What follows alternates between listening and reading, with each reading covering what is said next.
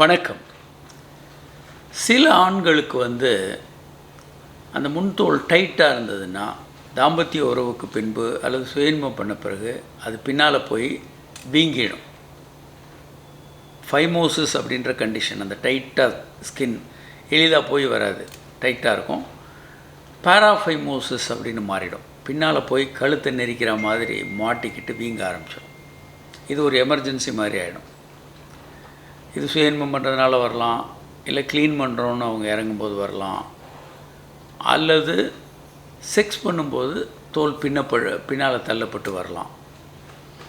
இது உடனடியாக அந்த தோலை முன்னால் கொண்டு வரணும். அது அவரால் பண்ண முடியலைன்னா மருத்துவர்கள் கண்டிப்பாக மருத்துவர்கிட்ட உடனடியாக போகணும். இல்லைன்னா வீங்கிக்கிட்டே இருக்கும் அந்த இடம். போய் அதை எடுத்துடுவாங்க. பர்மனண்ட்டான தீர்வு அப்படின்னா அந்த முன்தோலை எடுத்துறதான். இது ஒரு வகை.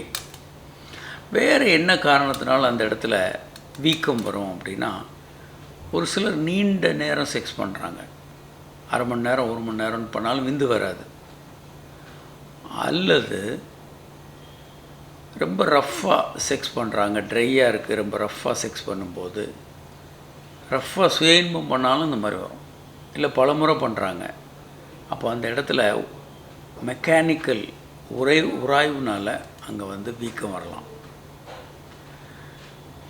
மெக்கானிக்கலாக வந்ததுன்னா ஒன்றும் இல்லை, ஒரு சும்மா விட்டாலே சரியாயிடும். ரொம்ப சிவியராக வீக்கம் இருந்ததுன்னா வீக்கத்திற்கான மருந்துகள் எடுத்துக்கிட்டாங்கன்னா வீக்கம் உடனே குறைஞ்சிரும்.